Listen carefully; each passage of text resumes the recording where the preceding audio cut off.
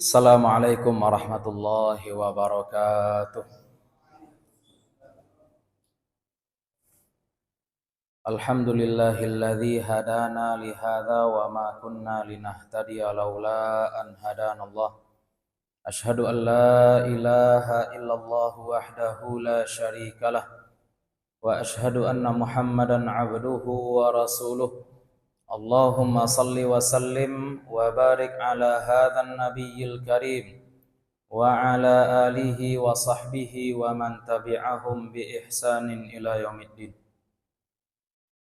Fanawaina ta'alluma wa ta'lim wan naf'a wal intifa' wal ifadata wal istifadah wal hatha 'ala tamassuki bi kitabillahi ta'ala wa bi sunnati nabiyhi sallallahu alaihi wasallam wad du'a ilal huda wad dilalata 'alal khairi ibtigha'a mardatillahi wa sawabihi wa qurbihi. Allahumma 'allimna ma yanfa'una wanfa'na bima 'allamtana wa zidna 'ilma. Allahumma aftah lana waftah alaina waftah bina. Bapak-bapak, ibu-ibu, para guru, para jamaah yang dimuliakan Allah, puji syukur kehadirat Allah Subhanahu wa taala. Salawat dan salam mudah-mudahan senantiasa tercurah untuk Nabi Muhammad sallallahu alaihi wasallam. Mudah-mudahan dilimpahkan pula untuk kita dan untuk kepada siapapun yang telah mengikuti Nabi Muhammad sallallahu alaihi wasallam sampai nanti hari kiamat.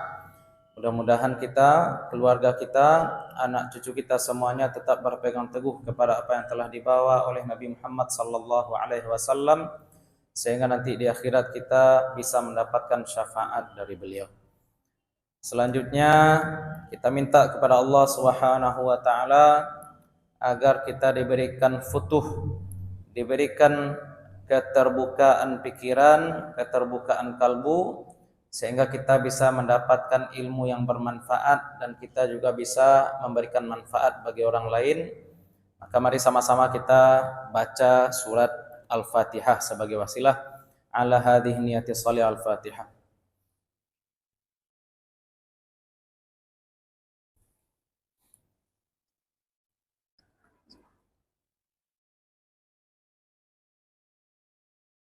Baik.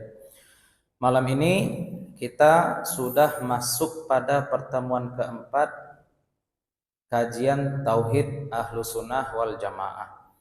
Pada pertemuan pertama sebelumnya kita membahas urgensi belajar Tauhid, kemudian genealoginya, kenapa kita memakai kitab Aqidatul Awam, bagaimana Tauhid para ulama-ulama dahulu di Sumatera Barat khususnya, kaum tua, adanya Canduang, kaum muda, ada Haji Rasul, Ayah Buya Hamka, kemudian pertengahan adanya Parabe, Syekh Ibrahim Musa, masing-masing punya kitab Tauhid. Haji Rasul itu punya Umdatul Anam fi Ilmil Kalam, kemudian Syekh Sulaiman Ar-Rasuli atau Nyak Canduang itu punya kitab Jawahirul Kalamiyah, judulnya sama dengan karya Imam Al-Jazairi, sama-sama juga tentang Tauhid juga. Kemudian Nyak Parabe punya buku berbahasa Indonesia judulnya Hidayah. Meskipun beda ya corak dakwah dan perjuangan para ulama ini, ada kaum muda, ada kaum tua, akan tetapi ternyata dalam masalah akidah itu sama, karena memang semuanya berhulu kepada Syekh Ahmad Khatib Minangkabau. Syekh Ahmad Khatib Minangkabau punya guru namanya Sayyid Zaini Dahlan. Kemudian Sayyid Zaini Dahlan itu punya guru namanya Sayyid Ahmad Al-Marzuki. Nah, kitab Aqidatul Awam itu karya Sayyid Ahmad Al-Marzuki, itu tentang sanadnya ya, genealoginya. Kemudian pada pertemuan selanjutnya juga kita sudah bahas tahapan-tahapan tauhid itu apa. Ini enggak apa-apa kita catat lagi ya. Tahapan tauhid itu ya kita mengakui adanya pencipta dulu. Ada pencipta alam. Wujud.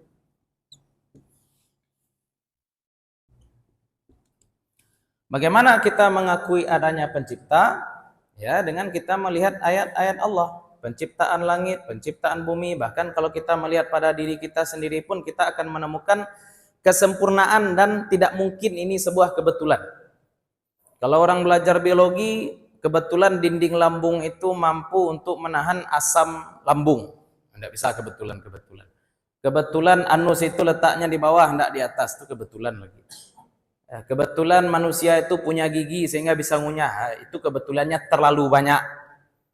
Ya, kalau dikatakan kebetulan, sebagaimana orang-orang ateis, kebetulan evolusi manusia seperti itu. Kebetulan evolusi cabai membuat rasanya menjadi pedas. Kebetulan evolusi durian membuat dia berduri. Itu gambaran-gambaran kebetulan-kebetulan yang absurd. Bahkan orang-orang barat sendiri kalau dia memang pakai akalnya, dia akan katakan bahwa alam ini mesti ada yang kontrol, alam ini mesti ada yang atur, mesti ada yang memprogram. Pertanyaannya, siapa yang ada yang memprogram alam itu? Maka kita lanjutkan dengan standar pencipta alam itu siapa? Pencipta alam itu mesti ada sebelum alam. Bahasa Arabnya qidam. Pencipta alam itu mesti kekal. Walaupun alam ini hancur, pencipta alam itu tetap ada. Kemudian pencipta alam itu mesti berbeda dengan alam.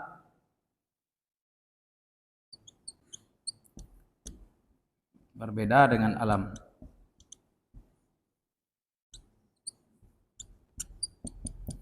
Kemudian pencipta alam itu tidak butuh kepada alam. Pencipta alam itu berdiri sendiri, tidak butuh kepada alam.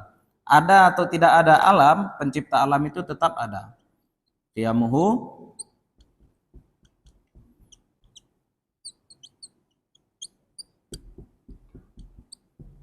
Kemudian pencipta alam itu mesti satu mutlak. Karena sesuatu yang tidak satu mutlak itu akan saling membatasi. Kalau ada dua hal sama, maka dua-duanya itu saling membatasi. Sedangkan pencipta alam itu tidak terbatas. Sesuatu yang tidak terbatas itu mustahil lebih dari satu. Pencipta itu satu, mutlak, tidak terbatas. Nah, dengan 5 sifat ini, ya, 1, 2, 3, 4, 5. Dengan 5 sifat ini kita tahu yang wujud itu siapa. Yang ada, yang menciptakan alam itu siapa? Dia mesti ada sebelum alam, mesti kekal, mesti berbeda dengan alam, mesti tidak butuh kepada alam, mesti esa, ya cuma Allah. Tidak mungkin pohon beringin, tidak mungkin kerbau, tidak mungkin patung, apalagi ya tidak mungkin Nabi Isa juga. Nah, ya, makanya sifat-sifat ini kemudian disebut dengan sifat salbiyah. Sifat salbiyah. Sebenarnya pertemuan sebelumnya kita sudah bahas juga ya, sifat ma'ani dan sifat ma'nawiyah. Nah, sekarang kita mantapkan kembali. Nanti kita balik lagi ke sini ya, Bapak Ibu ya. Karena pembahasan ini, mukhalafatuhu lil hawadithi dan qiyamuhu binafsihi ini, ya bagi sebagian orang yang suka cari-cari gara-gara lah dengan pasal karet, kalau orang hukum nyebutnya ya, dipakainya pasal karet, dipakainya ayat mutasyabihat, dipakainya ayat-ayat mutasyabihat itu untuk menggolkan akidah sesatnya. Dan ini juga harus jadi bahan perhatian kita. Aliran-aliran sesat dari zaman ke zaman itu, dari masa ke masa itu muncul bukan karena mereka meninggalkan Al-Quran dan Sunnah, Bapak-Bapak, Ibu-Ibu. Aliran sesat itu muncul, mereka pakai Quran juga, memakai hadis juga, tapi tidak dipahami dengan benar. Orang kalau sudah meninggalkan Al-Quran, meninggalkan Sunnah, udah kafir, selesai. Tapi kalau dia pakai Al-Quran, dia pakai Sunnah, yang ayat-ayatnya itu pemaknaannya ambigu, pemaknaannya itu bias, kemudian dia pakai itu untuk mendukung paham-paham sesat, nah inilah dia aliran sesat itu. Dan untuk masalah tauhid, ini paling banyak nih. Masalah mukhalafatuhu lil hawadith, ini sifat muhkam. Nah, dan kita pakai ini untuk menafikan segala bentuk kekurangan dari Allah. Bahwasanya Allah tidak sama dengan makhluk secara mutlak. Selesai. Nanti kita kembali ke situ. Nah, ketika kita sudah seleksi Tuhan, ya Tuhan-Tuhan palsu kan sudah kita seleksi pada pertemuan sebelumnya ya. Nabi Isa tidak qidam, tidak baqa, tidak mukhalafatuhu lil hawadithi, tidak qiyamuhu binafsihi, tidak wahdaniyah, berarti bukan Tuhan. Ya, Wisnu, Siwa, Brahma itu juga tidak mukhalafatuhu lil hawadithi, coret. Ya, kita coret-coret Tuhan-Tuhan palsu. Yang tersisa cuma pencipta mutlak bagi alam, yaitu Allah Subhanahu wa taala. Konsekuensi kita menuhankan Allah, bahwa kita menetapkan bagi Allah segala bentuk sifat-sifat kesempurnaan, dan kita nafikan dari Allah segala bentuk kekurangan. Apa saja bentuk kekurangan-kekurangan yang tidak boleh dimiliki oleh pencipta? Yang tidak boleh dimiliki pencipta, yang pertama, lemah, tidak boleh. Pencipta tidak boleh lemah. Kalau lemah bukan pencipta. Apalagi pencipta tidak boleh terpaksa. Kalau terpaksa berarti ada yang lebih kuat daripada dia sehingga mampu memaksa sang pencipta. Tidak mungkin pencipta itu terpaksa. Pencipta alam juga tidak mungkin bodoh. Tidak ada aja yang tahu, dia tidak mungkin. Pencipta alam mesti tahu. Tidak mungkin bodoh. Pencipta alam juga tidak mungkin mati. Mati tidak mungkin jadi pencipta alam. Pencipta alam tidak mungkin tuli, tidak mungkin buta, tidak mungkin bisu. Nah, kalau pencipta alam tidak mungkin lemah, berarti pencipta alam itu punya sifat kuat. Sifat kuat itu bahasa Arabnya apa? Qudrat. Kalau pencipta alam itu tidak mungkin terpaksa, berarti pencipta alam itu punya sifat berkehendak. Berkehendak bahasa Arabnya iradat. Pencipta alam tidak mungkin bodoh, berarti pencipta alam punya ilmu. Ilmu itu dari bahasa Arab. Ilmun. Pencipta alam tidak mungkin mati, berarti pencipta alam hidup. Bahasa Arabnya iya, hayat ya. Hayat. Pencipta alam tidak mungkin tuli, berarti pencipta alam mendengar. Punya sifat sama. Tidak mungkin buta, berarti pencipta alam punya sifat basar. Pencipta alam tidak mungkin bisu, berarti punya sifat kalam. Nah, ini sifat-sifat kemuliaan bagi pencipta alam. Dasarnya dari mana? Tadi kita sampaikan, pencipta alam tidak mungkin punya kelemahan-kelemahan, tidak mungkin punya kekurangan-kekurangan, tidak mungkin tuli, berarti pencipta alam mendengar, tidak mungkin buta, berarti pencipta alam basar, melihat, tidak mungkin mati, berarti pencipta alam hayat, dan seterusnya. Ustadz, kenapa tidak ada di sini disebut pencipta alam itu punya sifat mencium? Oh, enggak, mencium itu tidak ada kaitan dengan kekuasaan pencipta. Kenapa di sini tidak ada indera peraba kulit? Kenapa tidak ada indera pengecap lidah? Karena memang pencipta alam itu bukan makhluk, itu pentingnya. Pencipta alam bukan makhluk, tidak ada kaitannya indera perasa dengan kekuasaan Allah, tidak ada kaitannya indera penciuman dengan kemahaperkasaan Allah. Sifat-sifat ini berkaitan dengan apa? Dengan kemahaagungan Allah, dengan kesempurnaan Allah. Cobalah, nafikan satu saja dari sifat ini, tidak patut jadi Tuhan. Nafikan kehidupan dari Allah, mati. Tidak mungkin kita menuhankan sesuatu yang mati. Kita nafikan kalam, berarti kita menuhankan sesuatu yang bisu. Tidak mungkin kita menuhankan sesuatu yang bisu. Nafikan kudrat dari Allah, kita nafikan kekuasaan dari Allah, berarti lemah. Tidak mungkin kita menuhankan sesuatu yang lemah. Maka ini sifat berkaitan dengan kesempurnaan Allah. Hati-hati, menafikan satu saja dari sifat-sifat ini, sebagaimana sudah kita sebutkan, itu langsung kufur. Nah, kalau Syekh Al-Buti katakan sifat-sifat ini disebut dengan sifat ma'ani. Ma'ani. Ada 7 sifat ma'ani. Qudrat, iradat, ilmun, hayat, sama, basar, kalam. 7 sifat ma'ani. Kenapa disebut ma'ani?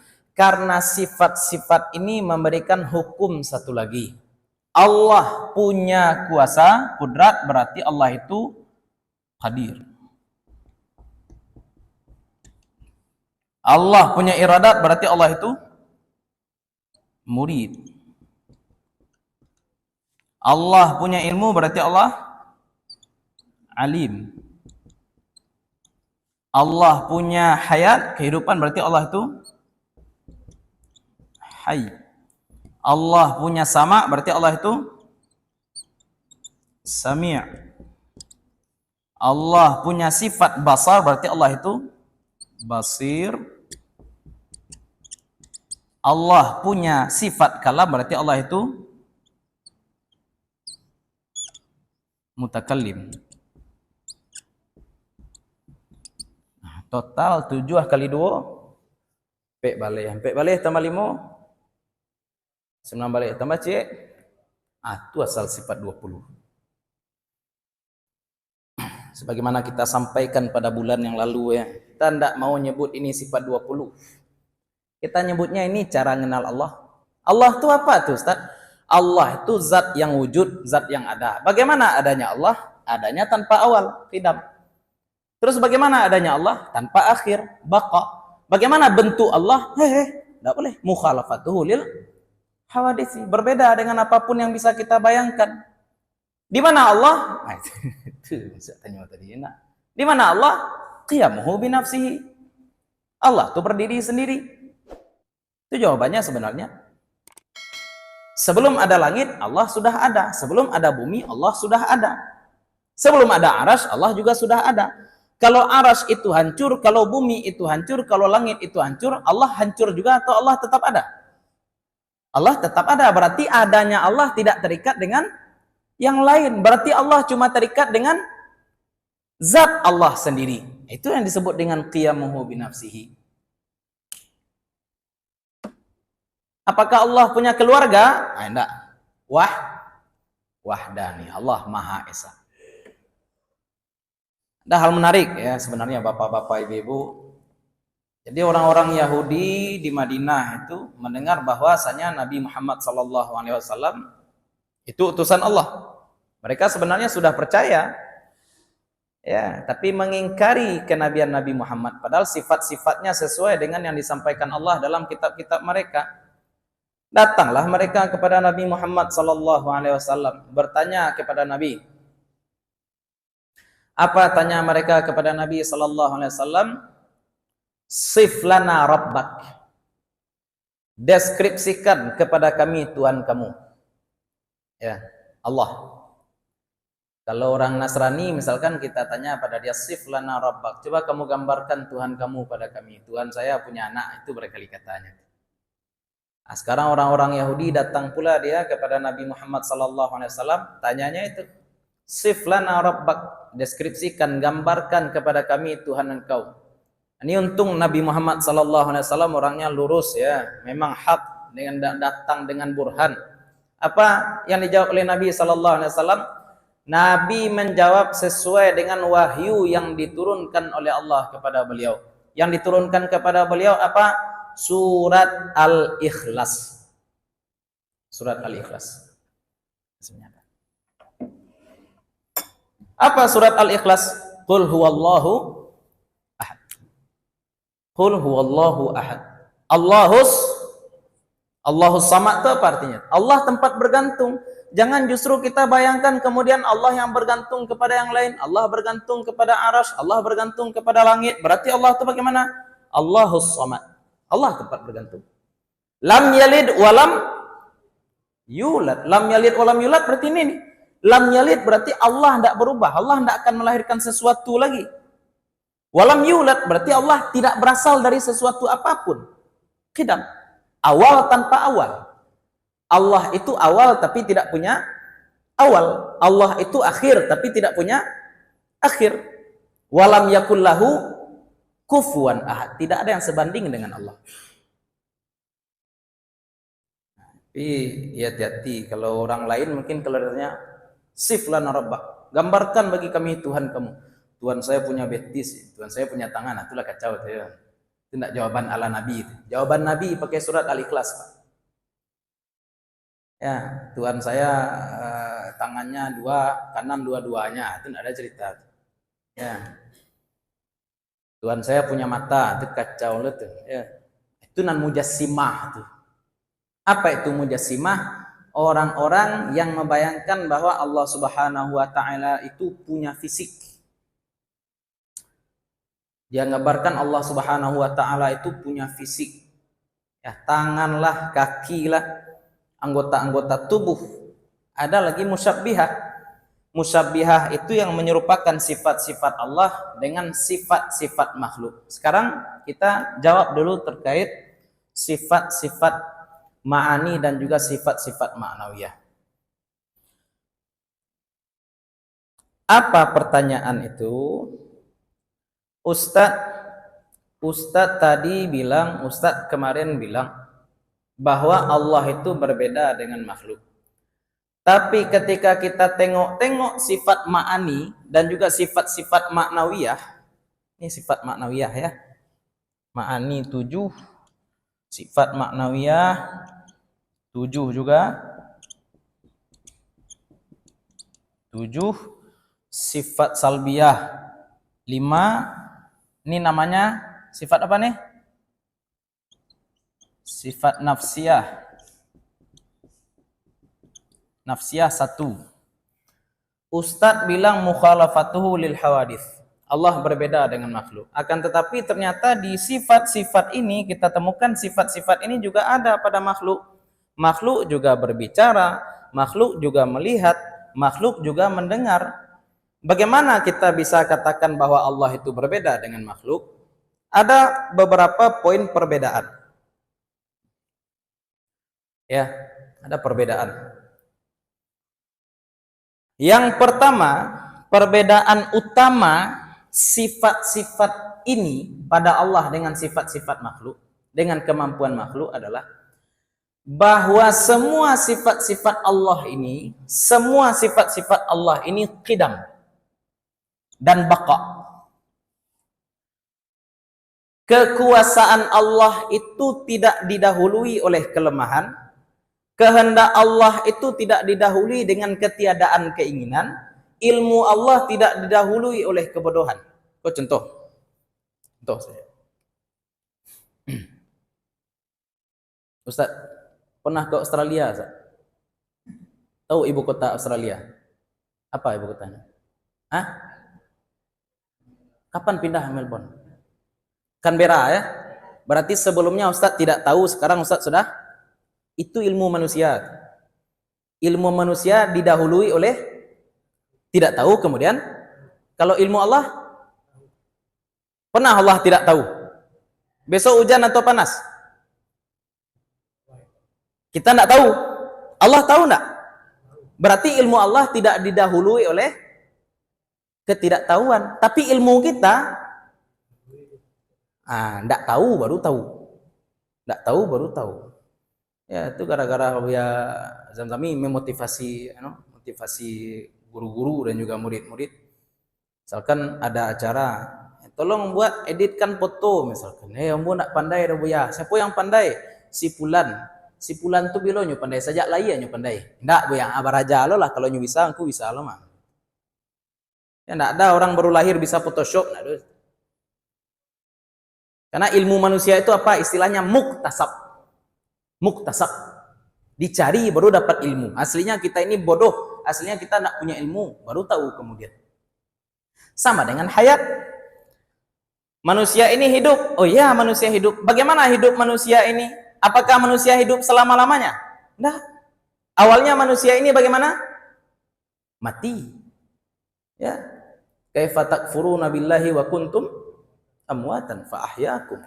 Kamu mati baru Allah hidupkan kamu. Dan kita sudah sampaikan ya ketika membahas sifat wujud, kalau kita mau memandang ayat-ayat Allah pada diri kita, bapak-bapak, ibu-ibu, sekarang kita luka, tangan ini luka misalkan. Ketika luka, maka tubuh kita ini perlu untuk membuat sel-sel kulit baru, perlu membuat sel-sel daging yang baru. Ya Pak ya? Dari mana tubuh kita membuat sel baru? Dari apa yang kita makan itu ayam. Ayam yang kita makan itu mati atau hidup? Mati. Ayam yang mati kita makan masuk ke dalam perut kita, kemudian diolah menjadi daging yang baru menutup luka tadi. Berarti sel ayam yang mati berubah menjadi sel yang ya begitu hidup manusia. Setiap hari sebenarnya di tubuh kita ini terjadi proses kehidupan dan proses kematian selalu, Pak. Bapak gawi tangan, wah hitam ya. Apa yang hitam tuh? Daki itu apa tuh? Sel kulit mati, Pak. Berarti setiap hari ada sel kulit mati. Dan setiap hari juga kulit kita membuat sel baru. Dari mana dibuat sel kulit hidup itu? Dari makanan yang kita makan. Makanan yang kita makan itu hidup atau mati? Ya terserah ya, kalau ada nan suka makan ayam hidup, suka mau satu. Ya nan jale nan kita makan mati, kemudian berubah menjadi sel darah, berubah jadi sel kulit, berubah jadi sel daging, dan semuanya hidup. Itu ihya. Ya. Tapi yang jelas kehidupan manusia itu awalnya apa? Mati baru hidup. Itu manusia. Pendengaran manusia, siapa yang ingat apa yang disampaikan oleh bidan ketika dia baru lahir di sini? Tidak ada kan ini, tidak terang ada. Ya, kalaupun terang ilmu itu lo nado oleh. Talingo lah ado bu, itu loh. Talingo lah ado, bapak-bapak ibu-ibu ya. Anak baru lahir itu telinganya sudah ada. Janin di dalam perut ibunya itu telinganya sudah ada, tapi asam-nya nggak ada. Sama itu betul yang nggak ada. Belum connect dia, belum connect dengan akal juga, dengan memori juga. Sama dengan basar, sama dengan kalam. Gimana kita mau katakan bahwasanya janin, embrio atau zigot yang belum ada organ-organnya itu sudah mampu ini semua? Enggak, belum. Manusia itu aslinya lemah. Nafi ini semuanya ini. Enggak ada semuanya bagi manusia. Manusia itu aslinya tidak hidup, tidak kuasa, tidak punya kehendak, tidak mendengar, tidak melihat. Tapi manusia itu bagaimana? Dibuat tahu, dibuat hidup, dibuat mendengar, dibuat melihat, dibuat berkata-kata. Sedangkan Allah enggak dibuat. Allah kuasa, titik, mutlak. Allah berfirman, titik, mutlak. Allah melihat, titik, mutlak. Kalau manusia, dibuat melihat, dibuat mendengar, dibuat hidup. Ya, itu penting. Ya, jangan jumawa manusia nih ya. Saya melihat, enggak, kamu enggak melihat. Kamu itu dibuat melihat. Saya mendengar, enggak. Saya hidup, enggak, kamu enggak hidup. Kamu itu dibuat hidup. Apa buktinya saya dibuat hidup nih, saya hidup nih. Coba kontrol jantung. Siapa yang bisa kontrol jantung sini, Pak? Nah, coba hentikan jantung 10 detik ya, kita coba ya. Enggak bisa. Ya, enggak mungkin. Kita ini dibuat hidup. Manusia kan kadang-kadang kalau sudah terlalu kaya, terlalu pintar, dia merasa dia Tuhan. Ya, karena dia bisa kontrol api, dia bisa kontrol bahan bakar, dia bisa kontrol air segala macam. Kemudian dia sudah merasa Tuhan, ngontrol jantung sendiri aja nggak bisa. Ya, makanya ini penting mengetahui hakikat bahwa kita ini tidak kuasa, bahwasanya kita ini aslinya tidak ada. Ya, yang ada mutlak itu cuma Allah. Wajibul wujud. Makanya Allah itu disebut wajibul wujud. Sedangkan semua makhluk ini apa? Mungkinul wujud. Bisa ada, bisa tidak ada. Sekarang kita ada, besok boleh jadi tidak ada. Masjid ini juga wallahu alam, tapi mudah-mudahan enggak ya. Ya, kan bisa jadi besok hilang. Ya, Los Angeles berapa bangganya orang-orang di situ, bapak-bapak, ibu-ibu. Ya, rumah-rumah mewah, semua artis. Tapi ternyata hilang, bisa saja itu kuasa Allah. Karena memang aslinya alam ini fana, aslinya alam ini tidak ada. Yang ada itu cuma Allah, dan Allah mengadakan semua makhluk. Allah yang mengadakan, sama dengan sifat-sifat makhluk. Allah mengadakan. Itu dua poin besar perbedaan ya. Yang pertama apa tadi? Sifat Allah tidak didahului ketiadaan. Maksudnya apa? Allah, kalau manusia kan awalnya lemah, maksudnya tidak kuasa, kemudian seiring bertambahnya umur baru menjadi kuat, baru menjadi kuasa manusia. Manusia awalnya tidak tahu, seiring berjalannya waktu kemudian manusia baru tahu. Sedangkan Allah tidak pernah tidak ada. Allah tidak pernah tidak ada ilmu, Allah tidak pernah tidak ada kuasa, Allah tidak pernah tidak ada kehendak. Ini penting. Kemudian yang kedua apa? Sifat-sifat Allah ini mutlak. Sifat-sifat Allah ini mutlak. Mutlaknya bagaimana? Tidak bergantung kepada yang lain. Bukan yang lain yang membuat Allah melihat. Kalau kita, Allah yang membuat kita melihat. Allah yang membuat kita hidup. Allah yang buat kita mendengar, sedangkan Allah enggak. Balik ke sini. Ya, absolut. Ya, tidak terbatas juga. Satu lagi ya. Enggak berbatas. Tapi nanti lah ya. Batasan-batasan nanti ada. Kudrat Allah itu berbatasan dengan mumkinat. Ilmu Allah tidak berbatas. Ada nanti batasan-batasan. Al-Qudrah, iradat.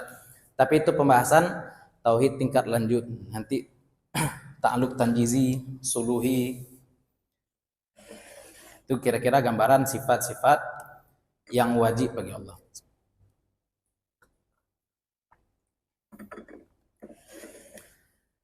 Bapak Ibu yang dimuliakan Allah,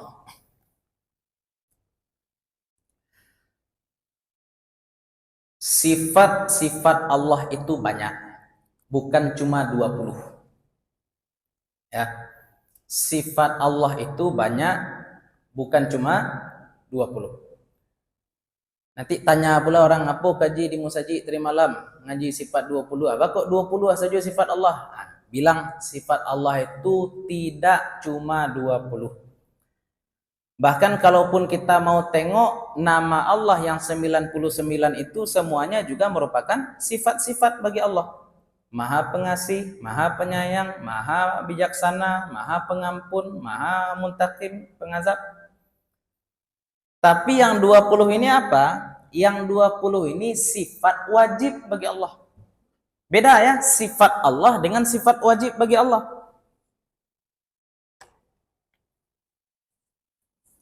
Orang kadang-kadang enggak tahu, dia nilai kita membatasi sifat Allah. Enggak. Ini namanya sifat wajib. Sifat wajib. Sifat wajib itu berbeda dengan sifat. Ya. Nabi wajib di sini artinya harus ya. Harus. Atau pastilah, sifat pasti.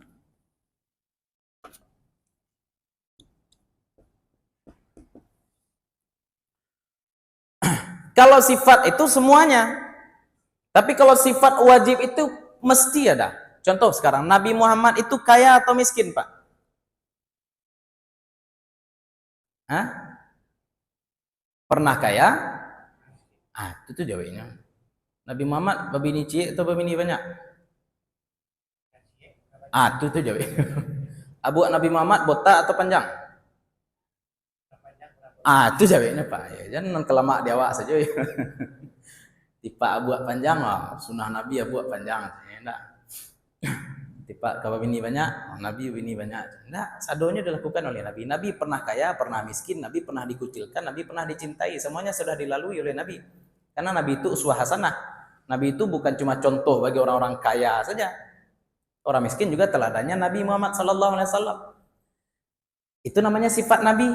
Berarti Nabi boleh kaya, boleh miskin, boleh sehat, boleh sakit, boleh tua, boleh muda.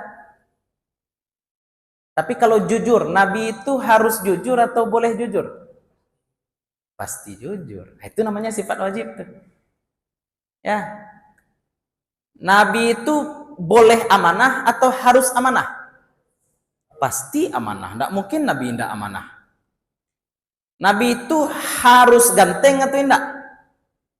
Tidak harus sembarang. Kok gagah jadi, kok tidak jadi, tidak masalah.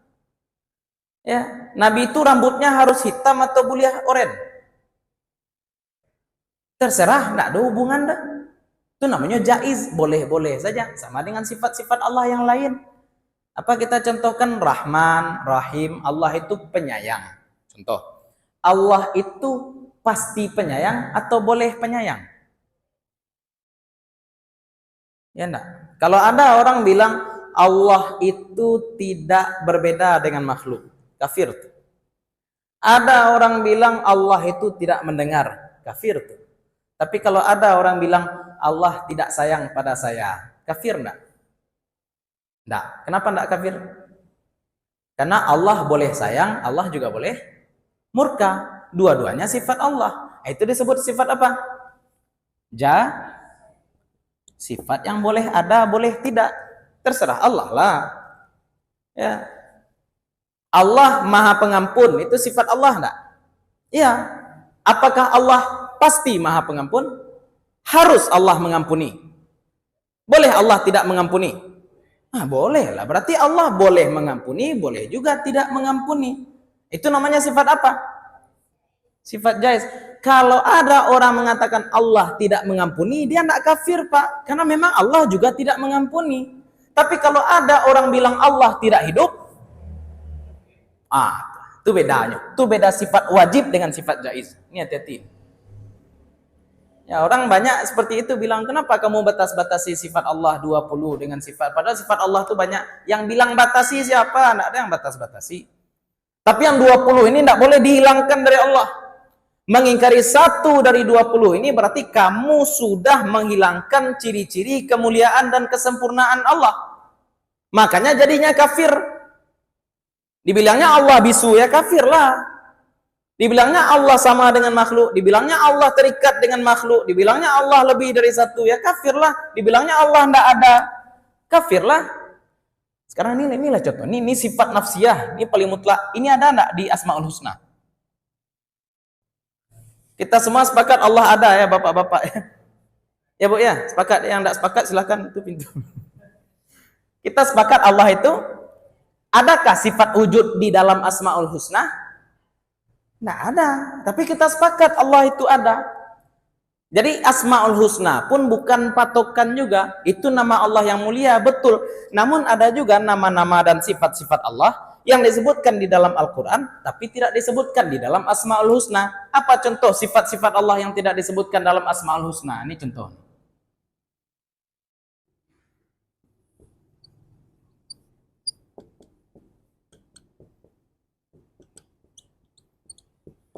Ini apa nih artinya nih? Syadidul Iqab. Allah Syadidul Iqab kan? Apakah ini ada dalam Asmaul Husna? Tidak, tapi ini juga sifat Allah. Allah itu Syadidul Iqab. Allah itu maha pedih azabnya, tapi ini tidak disebutkan di dalam Asmaul Husna. Ya, sifat-sifat Allah itu lebih banyak bahkan daripada Asmaul Husna. Banyak sekali sifat-sifat Allah. Tapi lagi-lagi kita tegaskan, yang 20 ini tidak boleh, tidak. Ini wajib. Ada orang mengingkari 1 saja dari 20 ini hati-hati. Ini akidah. Ya, stake. Akidah kita jadinya. Ini ya namanya sifat jaiz. Ya, jangan diuji-uji Allah jeko. Ya Allah, kalau engkau memang Tuhan, turunkan hujan besok. Itu kurang aja tuh. Ya, terserah Allah lah jaiz. Allah turunkan hujan atau tidak, terserah Allah. Ya, apa salahnya? Apa urusan kita ngatur-ngatur Allah? Ya Allah, kalau engkau memang Tuhan, carikan saya jodoh perempuan kaya seperti Siti Khadijah, cantik seperti Ummu Salamah. Enggak bisa ngatur Allah. Ya, terserah Allah lah. Ya, karena itu sifat jaiz, enggak bisa. Hilang satu sifat ini, enggak patut jadi Tuhan. Yang buta tidak bisa jadi Tuhan, yang tuli tidak patut jadi Tuhan. Tapi kalau sifat-sifat jaiz itu hak Allah. Balik kepada ini. Terserah iradat Allah mana. Ya.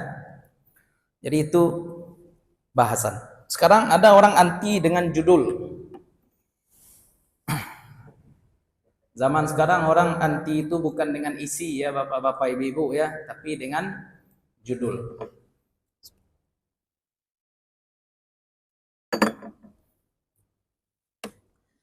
Apa maksud anti dengan judul? Ini sebentar lagi Isra Mi'raj. Kalau dibuat acara di sebuah masjid, tabligh akbar memperingati Isra Mi'raj, berarti kegiatan ini apa namanya tuh? Bid'ah. Gara-gara apa? Judulnya memperingati Isra Mi'raj. Tapi kalau dibuat saja tabligh akbar tanpa judul apa-apa, tapi ustadz yang datang yang dia sampaikan Isra Mi'raj, bid'ah enggak? Enggak. Ini cacat berpikir ya, cacat logika. Berarti sesuatu menjadi bid'ah gara-gara apa oleh orang-orang ini? Gara-gara judul saja. Itu bodoh. Kok isinya iya kok? Isinya iya. Kalau ambo buat Coca-Cola digalih kok, Apa boikot enggak? Diboikot enggak? Kan wak boikot Coca-Cola ini Pak. Kalau ambo buik digalih ko mereknya Coca-Cola, diboikot enggak? Enggak, bakal enggak, karena kita tahu isinya iya. Wah, cari esensi sama aja sifat 20. Orang banyak anti dengan kaji sifat 20. Kenapa? Karena menurut mereka sifat 20 ini judulnya kena. Makanya orang-orang seperti ini harus disampaikan padanya konten, isi sifat 20 itu apa. Umpama orang tak suka makan itia. Baca roman cido orang tak suka makan itia. Bawanya ke kadai itia enak. Bawanya ke kadai orang galitia, kemudian kecan makan ayam, Wak. Makan ayam, Wak. Lah makannya sapi diang, lela mak, lai, tambua. Makan loce, lai, lah kenyang, lah. Baru kecian kenyang, kuiti aku. Kira-kira apa reaksinya? Baru, iya mana itu ya? Alah tambua hanya cukup makannya. Sama aja ke sifat 20. Tanya kan? Angku anti sifat 20 ah? Iyo. Ini yang buat tanya kepada angku. Angku percaya Allah tu ada? Iyo. Allah tu ada tanpa awal? Ya. Allah tu ada akhirnya enggak? Enggak, Allah tu kekal. Allah tu sama dengan makhluk atau berbeda dengan makhluk? Berbeda dengan makhluk. Allah tu berdiri di atas makhluk, terikat dengan makhluk, atau Allah tu berdiri sendiri? Berdiri sendiri. Allah itu satu atau banyak? Allah tu satu. Allah tu kuasa atau lemah? Kuasa. Allah tu berkehendak atau terpaksa? Berkehendak. Allah tu tahu atau bodoh? Tahu. Allah itu mati atau hidup? Hidup. Allah tu mendengar atau tuli? Mendengar. Allah tu melihat atau buta? Melihat. Allah tu berkalam atau bisu? Berkalam. Selamat. Berarti Anda sudah menerima sifat 20 lah tadi itu. Iya. Itu nan sifat 20. Ya itu nan sifat 20. Kau kira apa sifat 20 itu? Kau lah sifat 20 itu. Ini sudah disusun dan sudah teruji berabad-abad bapak-bapak ibu membantah aliran-aliran sesat, baik itu yang Islam maupun yang kafir. Kan kita sampaikan wujud ini membantah orang-orang ateis nih. Sedangkan sifat-sifat salbiah kita katakan membantah orang-orang yang menuhankan Tuhan-Tuhan palsu, menuhankan berhala, menuhankan nabi, menuhankan manusia, menuhankan Krishna, Ganesha dan segala macamnya. Ini dibantah dengan ini. Lah teruji kok. Dipakai untuk membantah aliran-aliran sesat. Syaratnya apa? Dipelajari, tidak dilagu-lagukan saja. Banyak orang sekarang mohon maaf, cuma sekedar dilagu-lagukan saja. Dan salah satu cara agar kita lebih memahami ini sifat-sifat ini, bapak-bapak itu, salah satu caranya apa? Kita tahu lawannya dari sifat-sifat ini. Lawan dari sifat wajib namanya sifat apa? Mustahil. Ya, salah satu hal ini qiyamuhu binafsihi. Qiyamuhu binafsihi ya. Salah satu hal yang enggak rancu ya, berdiri sendiri ini apa maksudnya? Apakah Allah menciptakan dirinya sendiri? Kan mungkin orang-orang awam akan berpikir seperti itu. Nah, jadi dengan memahami lawan dari sifat ini kita tahu Allah ada, berarti Allah mustahil tidak ada. Allah itu terdahulu, berarti Allah mustahil baru. Allah itu baqa kekal, berarti Allah mustahil fana binasa.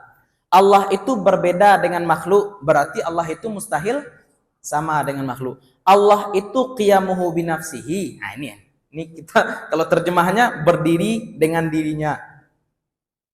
Berarti Allah mustahil. Nah, dari sifat mustahil kita tahu makna ini. Allah itu mustahil butuh kepada yang lain. Karena lawan dari qiyamuhu binafsihi adalah ihtiyajuhu ila ghairihi, butuh kepada yang lain, dan Allah mustahil butuh kepada yang lain. Allah tidak butuh kepada yang lain, berarti Allah cuma butuh dirinya sendiri saja. Ya, Allah qiyamuhu binafsihi, berdiri sendiri, titik, selesai. Yang lain hilang, yang lain binasa, langit dan bumi runtuh, terserah, Allah tetap sempurna. Nah, itu maksudnya nih, qiyamuhu binafsihi. Ghaniyun 'anil alamin. Ya, Allah esa berarti Allah mustahil berbilang, lebih dari satu. Nah, ini polemik lagi nih ya. Kita tidak main-main manhaj ataupun mazhab bapak-bapak ibu-ibu. ketika kita sudah mempelajari sifat-sifat Allah,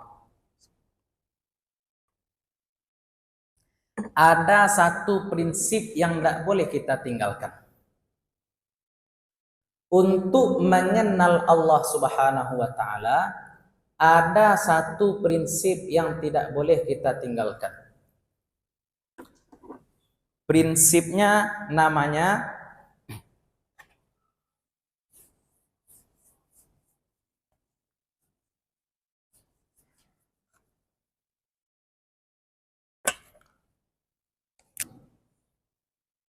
ini prinsip kita nih. Tanzih. Apa arti tanzih? Artinya menyucikan Allah dari segala bentuk kekurangan. Menyucikan Allah dari segala bentuk keserupaan dengan makhluk. Itu namanya tanzih. Maka kalau kita sudah punya konsep tanzih ini, apapun syubhat yang datang, apapun ayat mutasyabihat yang kita baca, insya Allah tidak akan merusak. Sekarang bagi contoh, bapak-bapak ibu-ibu, kalau ada Al-Quran bagus. Kalau bisa ada Al-Quran. Quran HP pun jadi.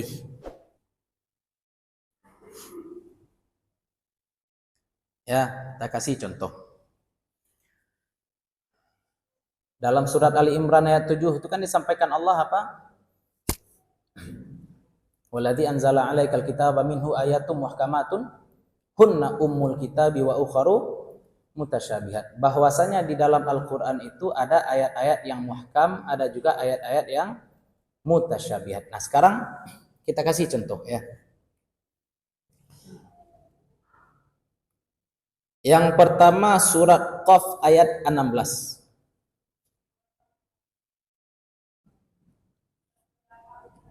Surat Qaf ayat 16. Mbok catatkan sajalah ya, biar kita bisa nilai sama-sama ayatnya bagaimana.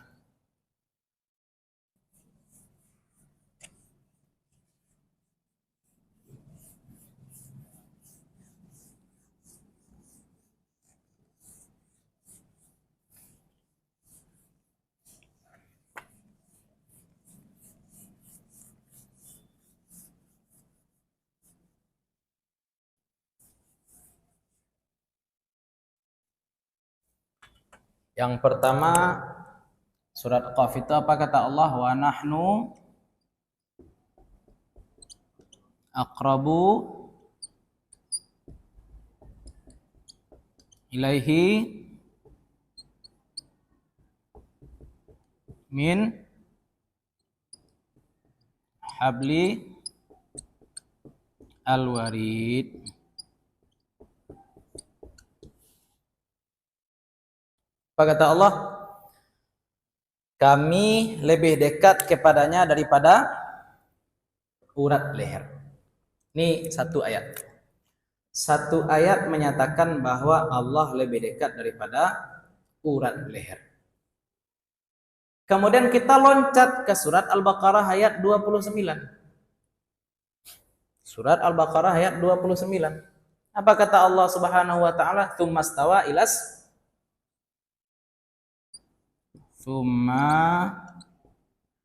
tsummastawa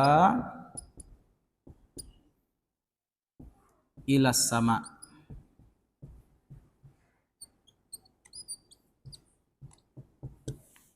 Kemudian Allah beristiwa ke langit.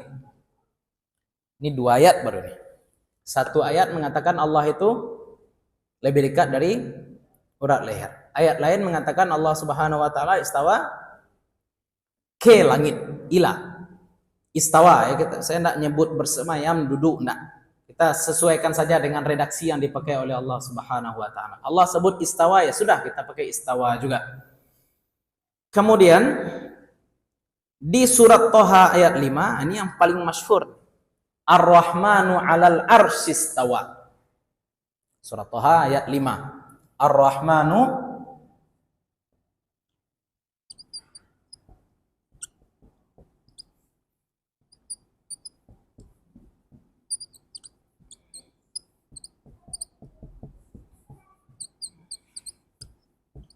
'alal arsyistawa. Allah yang Maha Penyayang ala di atas. Al-arsy aras. Istawa istawa. Di atasnya di mana Allah istawa? Langit. Yang di bawah? Aras kan di langit, Ustaz. Oh, enggak juga. Kenapa? Karena di surat Bode alun mudi Ustaz Adidaya, jadi celik jimai sekali. Karena di surat Hud ayat 7, apa kata Allah? Wa kana arsyuhu 'alal ma'. Nah, surat Hud ayat 7, aras itu di mana? Iya, ayat iya. Arsyuhu 'alal ma'.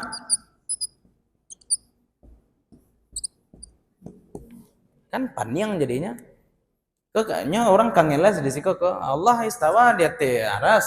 Dan di siko di atas langit. Aras itu kan di atas langit. Oh, tunggu dulu. Kecil Allah aras itu di atas. Aku sama lo jadi Roro Kidul. Hati-hati kan. Masalah kita kini bapak-bapak ibu-ibu apa? Masalahnya wak cok nonton film Sunggokong itu masalahnya.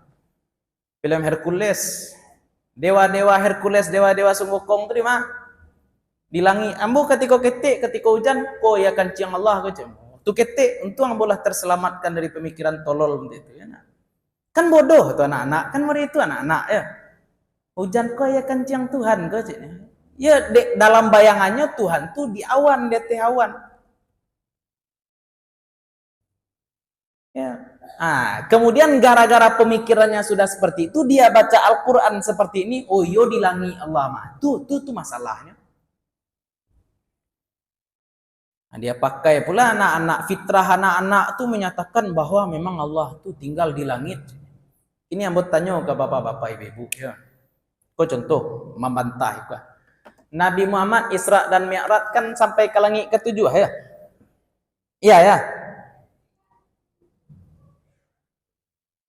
Di langit pertama Nabi Muhammad ketemu siapa, Pak? Nabi Adam. Langit kedua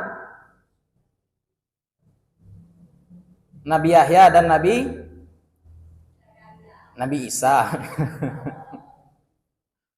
Ya. Acik ibu belakang ambo celek jimat lu celek Google serta aja. Dah Nah, ulang melihat langit pertama Nabi langit kedua langit ketiga Idris, langit kampik sebenarnya. Kampe Idris, kelima Nabi Harun, keenam Nabi Musa, ketujuh Nabi Ibrahim, ketiga Nabi Yusuf. Langit ketiga Nabi Yusuf, langit keempat Nabi Idris, langit kelima Nabi Harun, langit keenam Nabi Musa, langit ketujuh. Kini kalau ada yang bilang Allah tuh di langit nomor berapa? Ceritanya deh. Karena nyatanya Nabi Muhammad di langit-langit justru tidak berjumpa Allah, berjumpa siapa?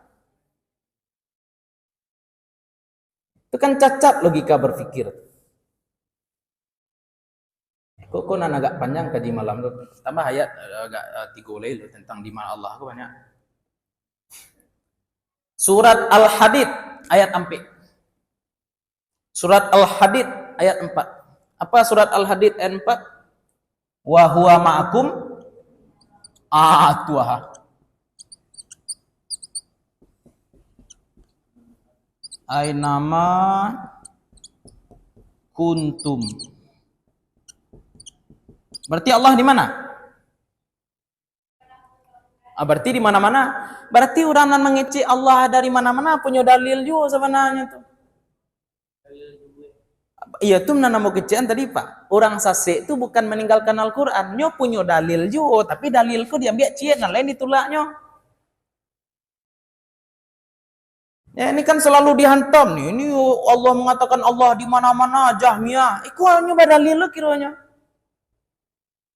Sama aja nanti lainnya saling serang berdua. Nanti ayat Allah di atas aras saja nanti diambilnya ayat. Kau ditolaknya. Nanti kau saja diambilnya. Kau ditolaknya. Itu makanya Ahlussunnah wal Jamaah aku di tengah-tengah. Semua dalil diambil, dikompromikan. Apa keputusan akhirnya? Ya tambah ayat itu. Banyak ya. Surat Az-Zukhruf ada, kemudian surat Al-An'am. Kok maknanya sama, redaksinya beda. kalau surat Az-Zukhruf itu wa huwallazi fis sama'i ilahun wa fil ardi ilahun. Dan dialah Allah di langit Tuhan, di bumi Tuhan. Dia Allah di langit, di bumi. Kalau surat Al-An'am wa huwallahu fis samawati wa fil ard. Wa huwallahu fis samawati wa fil ard.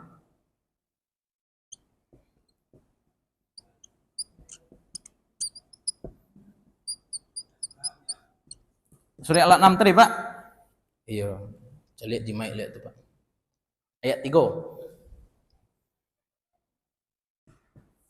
Samawati wa fil ard.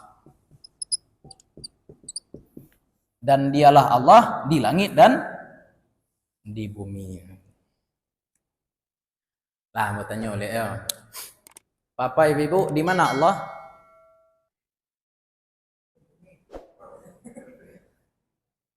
Jadi apa?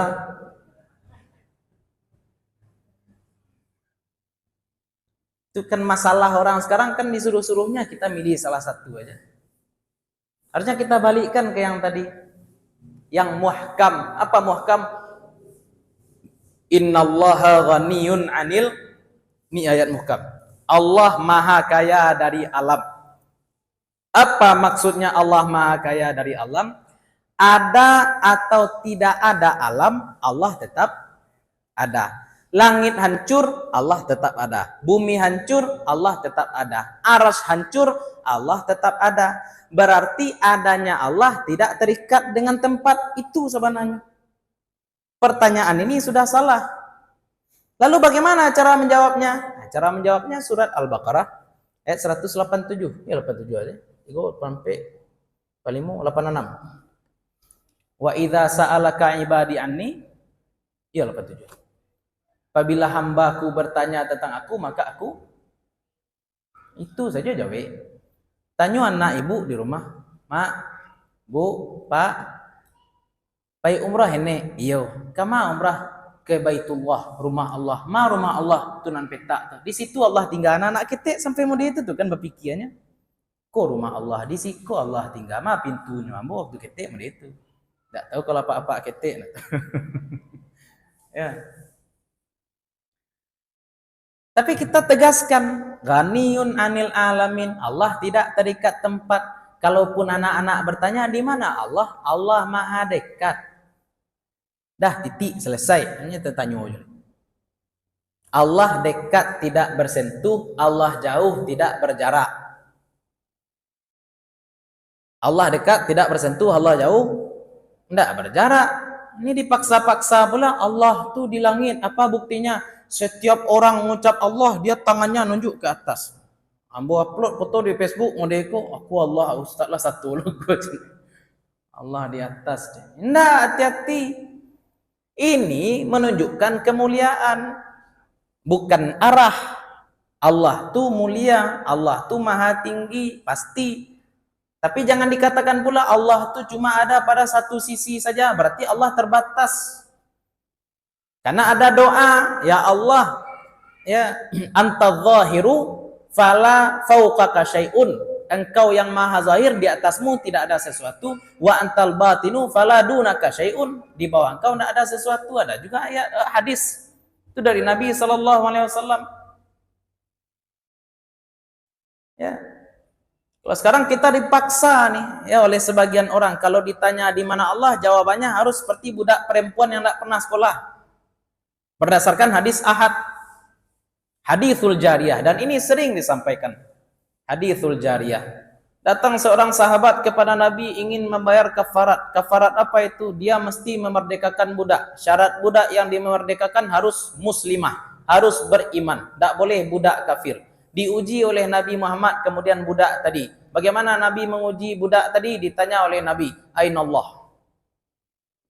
Di mana Allah? Kemudian budak tadi, ada beberapa riwayat. Salah satu riwayat mengatakan budak tadi bisu sehingga dia nunjuk aja ke atas. Riwayat lain mengatakan budak tadi bisa ngomong, dia bilang fis sama. Cuma gara-gara ini kemudian Nabi katakan apa? I'tiqha fa innaha mu'minah. Merdekakanlah budak ini, maka sesungguhnya budak ini adalah budak beriman. Pertanyaannya sekarang, orang beriman itu karena mengakui adanya Allah atau mengakui Allah di langit? Orang Kristen, bapak-bapak, ibu-ibu tanya gini, orang Kristen, di mana Allah? Apa jawabnya? Di langit. Orang Yahudi ditanya di mana Allah, apa jawabnya? Di langit. Enggak, itu bukan standar iman. Standar iman itu adalah syahadat. Ini hati-hati. Ini hadis sudah mungkar dari segi makna. Kenapa? Karena keislaman seseorang tidak ditunjukkan dengan menunjuk kata. Hati-hati, Pak. Tapi keimanan seseorang itu ditunjukkan dengan apa? Syahadat. Umirtu an uqatilan nas, kata Nabi, ya nak. Jihad itu kepada orang-orang kafir diperintahkan sampai mereka berkata apa? La ilaha illallah. Ini pintu surga, la ilaha illallah, bukan anallah fis sama. Kita bersyahadatnya asyhadu alla ilaha illallah atau asyhadu anallah fis sama. Kalau syahadat. Itu jawaban ainallah. Jangan dipilih salah satu ini. Prinsip pertama kita tadi apa? Tanzih. Kita singkirkan dulu sifat-sifat makhluk. Apa sifat makhluk? Terjebak tempat, terbatas tempat. Allah tidak bertempat. Maka wa nahnu aqrabu ilaihi min hablil warid. Kami lebih dekat kepadanya dari urat leher. Apa maksudnya? Allah maha dekat. Kedekatan fisik tidak, bukan kedekatan fisik karena Allah bukan fisik. Berarti apa maksudnya? Wallahu alam. Selesai. Serahkan pada Allah. Tsumma stawa ila sama, kemudian Allah beristiwa ke langit. Apa artinya Allah istiwa ke langit? Apakah Allah bertempat? Tidak, karena bertempat adalah sifat fisik, sifat makhluk, sedangkan Allah bukan fisik, Allah bukan makhluk. Lalu apa makna istawa? Wallahu a'lam. Selesai. Ar-Rahmanu 'alal arsyistawa, yang maha pengasih di atas aras beristiwa. Apa arti istiwa? Apakah artinya bersemayam sebagaimana makhluk fisikal? Tidak, karena Allah bukan makhluk, Allah bukan fisik. Lalu apa artinya? Wallahu a'lam. Selesai. Wa huwa ma'akum aina ma kuntum, Allah bersama kamu dimanapun kamu berada. Apa maknanya? Wallahu a'lam. Pokoknya bukan kebersamaan fisikal, bukan kebersamaan jasmani. Wa huwallahu fis samawati wa fil ard. Allah itu di langit dan di bumi. Apa maksudnya? Wallahu alam. Pokoknya bukan memenuhi sebagaimana fisik. Titik. Itu tanzih. Kita kembalikan maknanya semuanya kepada Allah. Itu baru benar. Ya, yang tidak boleh itu apa? Nerka-nerka ayat sesuai dengan zahir teks. Karena ini efeknya menerima satu, otomatis kita akan menolak yang lain. Ya, diambil satu ayat kita tolak yang ini, ambil eko tak tolak naniko, ambil eko tak tolak naniko. Baca caranya kau serahkan pada Allah, selesai. Tapi manusia ini suka mencongkel-congkel yang seperti ini, bapak-bapak, ibu-ibu. Nah, itulah yang munculkan masalah tengah-tengah masyarakat. Nah, ini dikatakan Allah di langit. Apa bukti Allah di langit? Nabi Muhammad Isra Mi'raj ke langit untuk bersobok jo Allah. Wak tanyonan bentuk tadi. Di langit kabaran Nabi Muhammad bersobok jo Allah. Tadi ya tidak terjawab. Nabi Muhammad berjumpa Allah di Sidratul Muntaha. Berarti kan Allah di atas langit ketujuh itu ceknya. Oh, tunggu dulu. Nabi Musa berjumpa Allah di mana? Bukit Tursina itu langit atau bumi? Apa caranya tuh? Berarti untuk menemui Allah itu naik ke langit atau naik ke bumi? Kan panjang. Yang pertama kali Nabi Musa berjumpa Allah itu bukan di Bukit Tursina juga, tapi di mana namanya? Di lembah tua. Lembah itu tampik rendah atau tampik tinggi? Nah, mana dakik ke Allah? Orang Bukit tinggi atau orang Padang? Kan begitu jadinya kelihatan. Ya, ada orang punya kaidah semakin tinggi dia semakin dekat dengan Allah. Buktinya apa? Buktinya Nabi Musa untuk berjumpa Allah, beliau naik dulu ke Bukit Tursina. Kan kacau. Yalah pindah ke Bukit Tinggi so apa ya? Itu nampak yang dekat jo Allah pilot.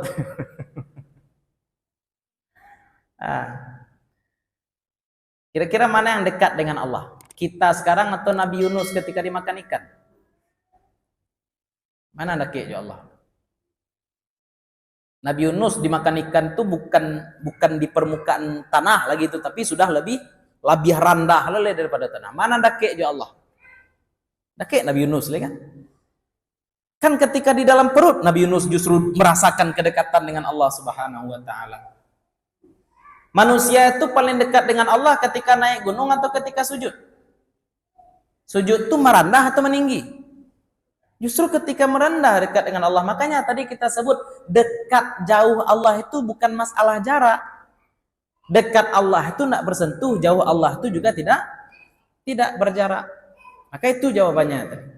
Allah itu dekat, tapi dekat Allah bukan kedekatan fisik. Jadi kalau ada orang yang tanya Aina Allah, nih di mana Allah, tanya balik pada dia. Apa yang ditanya? Kamu mau saya jawab dengan Al-Baqarah 187 atau surah Taha ayat 5 atau surah Hud ayat 7 atau surah Qaf ayat 6 balik? Tanya banyak ayo. Itu makanya jangan ambil ayat tulah ayat lain. Ngambil satu ayat dan nolak ayat lain tu perangai siapa tu? Afatu'minuna bi ba'dil kitabi wa takfuruna bi ba'd. Perangai Yahudi. Israel. Nah, ini penting kita sampaikan sekarang karena momennya memang momen Isra Mi'raj. Orang-orang banyak menjadikan momen Isra Mi'raj ini sebagai dalil bahwa Allah tinggal di langit. Ini hati-hati. Ketika Isra Mi'raj Nabi Muhammad berjumpa dengan Allah. Di mana? Di Sidratul Muntaha. Yang berada di Sidratul Muntaha adalah Nabi Muhammad, bukan Allah. Titik.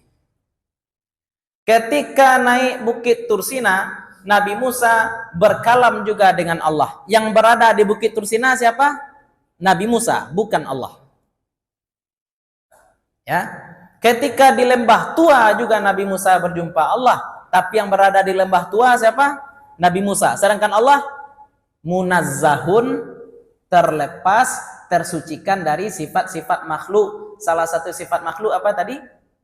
Bertempat. Bertempat. Ya. Ambo duduk di kursi. Kalau kursi ku hilang, tak duduk Pak jadinya Pak. Kan mode itu jadi. Bahaya itu. Pemahaman-pemahaman kalau sudah menggambar-gambarkan Allah seperti fisik. Tak.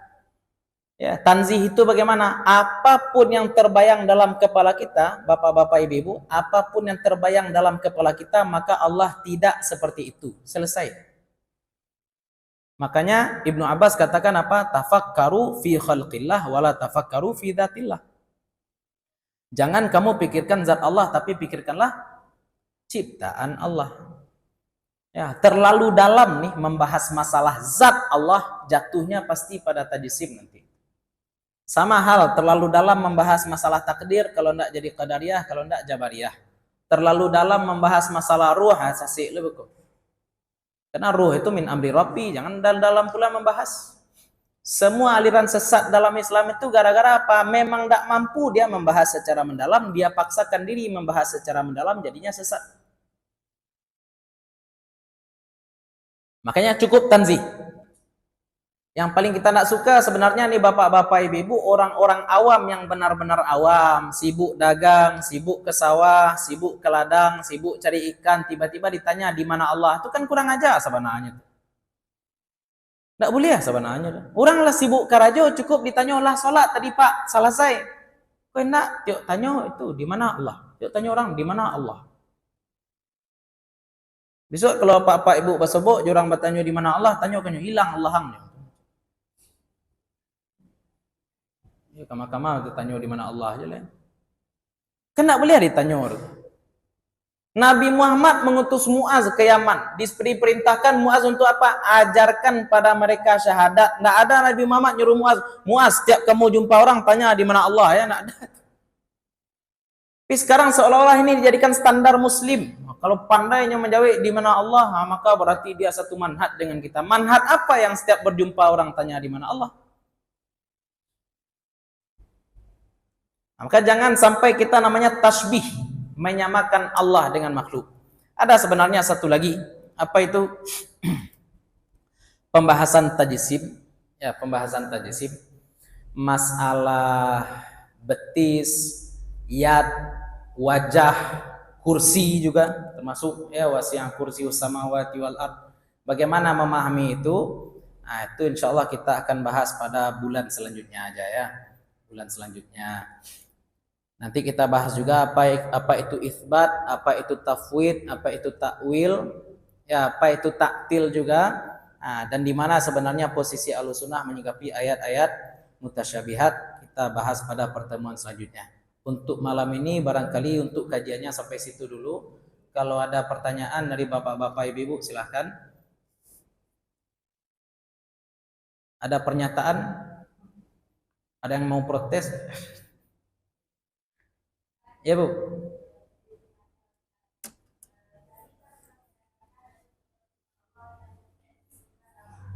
Ya. Ya.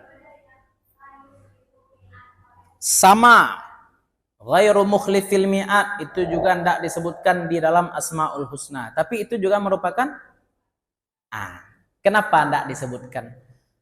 Sebenarnya kan Asmaul Husna ini kaitannya dengan doa. Walillahil Asmaul Husna.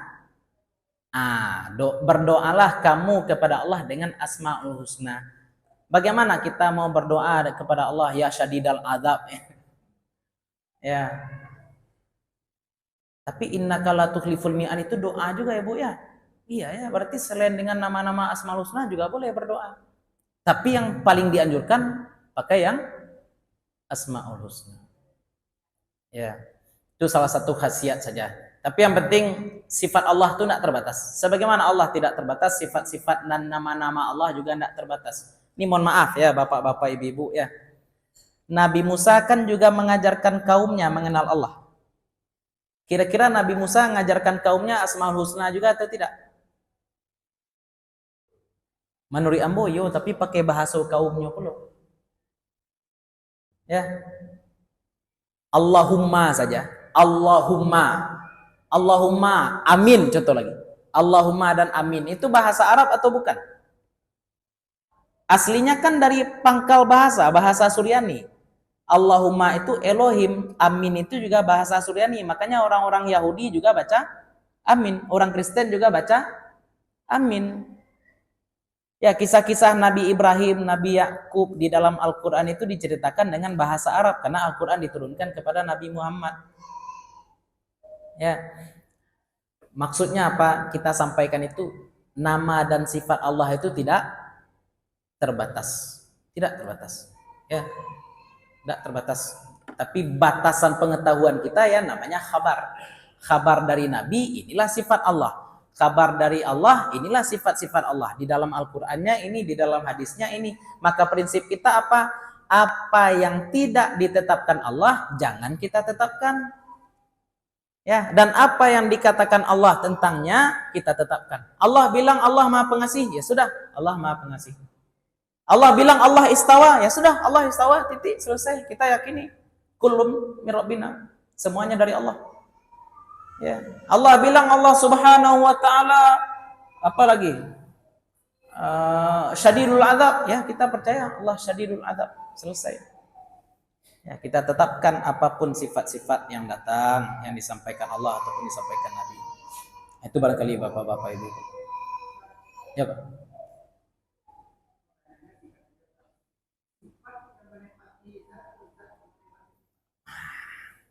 Tidak ada yang tempat menempat. Tidak ada. Kalau sifat menempati itu tuh namanya arad. Ya, tuh kaji hakikat nol itu. Istilahnya kerennya zaman kini kan. Entah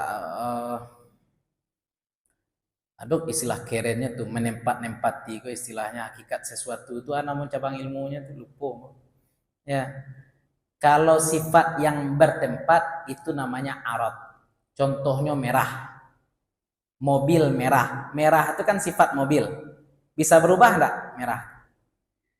Kalau biru sifat mobil juga. Kalau jadi putihnya, iya, itu namanya arad. Apa tuh artinya tuh? Sifat yang datang kemudian. Itu namanya arad. Saya dermawan, bisa jadi saya pelit. Itu namanya apa tuh? Arad, terpisah dari zat. Terpisah pun dari zat tidak masalah. Itu namanya arad. Sifat Allah itu tidak. Sifat itu ada bersama zat. Ya, sifat itu ada bersama zat. Dan jangan kita pakai tempat-tempat karena Allah bukan fisik. Ya. Kalau fisik kan bisa kita katakan warna coklat ini ada pada meja. Itu kalau sifat fisik. Tapi kalau Allah kan bukan fisik. Maka zat dan sifat Allah itu jangan dipisah. Ya. Apa? Ya. Kalau belaki kan jangan dibayangannya belaki mediko ya. Pokoknya zat ada, sifat Allah ada, keduanya tidak terpisah. Zat ada, sifat ada, keduanya tidak terpisah. Kalau dalam bahasa Arab, sifat yang terpisah itu apa tadi namanya? Arad. Sifat yang datang kemudian namanya arad. Ya, tapi itulah bahasan lanjutan. Bahasa lanjutan. Pokoknya untuk kini prinsip awak apa tadi Pak? Tanzih, selesai. Ya, Allah pengasih, lah yakin. Allah penyayang, yakin. Allah ada, yakin. Allah sama atau beda dengan makhluk? Beda dengan makhluk. Allah banyak sholat lah yang itu harusnya. Ya, jadi tanya lo kemudian kalamullah itu makhluk atau tidak? Itu tanya kau. Gara-gara pertanyaan itu ditanyakan pada awam, tapasu mau buka kaji kok jadinya kok. Kok kaji pesantren kok.